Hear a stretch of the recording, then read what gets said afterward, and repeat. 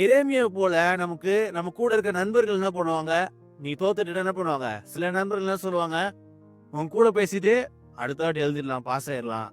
2வது வாட்டி அட்டெண்ட் பண்ணாங்க என்ன பேசுவாங்க?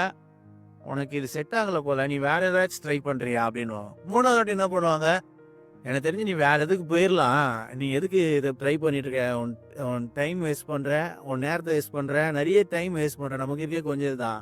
அப்படி ஒரு என்ன சொல்லுவாங்க, ஒரு அதே மாரி தான் இப்ப என்ன பண்றாங்க, எரேமியாவ பார்த்து அவன் ஃப்ரெண்ட்ஸ் என்ன பண்றாங்கன்னா, அவன ஒரு அவமானப்படுத்துறாங்க, ஒரு வேதனைப்படுத்துறாங்க, ஒரு கஷ்டப்படுத்துறாங்க.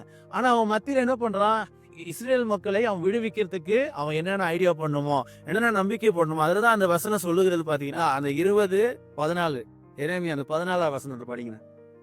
அப்ப அதுல வசனத்துல என்ன சொல்லுது பாத்தீங்கன்னா, என் தாயார் என்ன பெற்றுக்கொள்ளாம இருக்கலாம். அப்ப என் தாயார் என்ன சொல்றான் அவன்?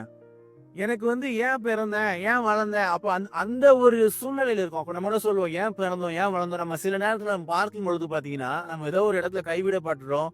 பெற்றோர்களால் கைவிடப்படுறோம். இல்ல நம்ம நண்பர்களால கைவிடப்படுறோம். அந்த மாரி சூழல்ல இருக்கும்போது, அவங்க என்ன நெனைக்கிறாங்க? நான் ஏன் பிறந்தேன்?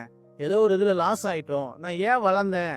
நான் ஏன் இப்படி இருக்கேன்? அப்போ இந்த மாரி ஒரு சூழல் சமயத்துல நமக்கு இவ்வளவு பிரச்சனையில வாழ்ந்து கொண்டிருக்கும்போது, ஆனா அதுவே ஒரே ஒரு வார்த்தை என்ன சொல்லுது?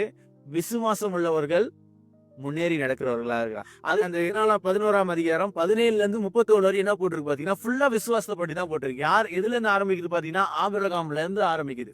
அப்போ நான் விசுவாசம் உள்ள ஆபிரகாம் ஈசாக்கு என்ன பண்றான்?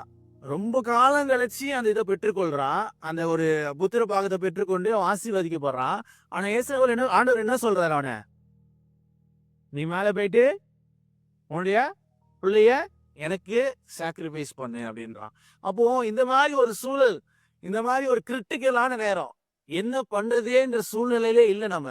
நம்ம வாழ்வுல கூட இதே மாரி சூழ்நிலையை நம்ம பார்த்து கொண்டிருப்போம். நம் நடைமுறை கொண்டு வந்திருப்போம். வாலிப நாட்கள்ல செய்து கொண்டிருப்போம். ஆனா இந்த சூழல்லயும் இயேசு உன்னோடு இருக்கிறார்.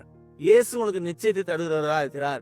ஏன்னா முதல் வேத அடிப்படையில சங்கீதத்துல பார்க்கும்போது 119ஆம் அதிகாரம் 9ஆம் வசனம், வாலிபன் எது வழியா சுத்தம் பண்ணுவானா?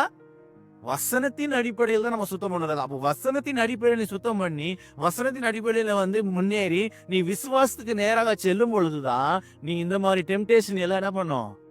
மீறி நடக்கிறவனா, அந்த எரேமியா போல முன்னேறி நடக்கிறவர்களாக நம்ம இருக்க நம்ம அழைக்கப்பட்டிருக்கோம்.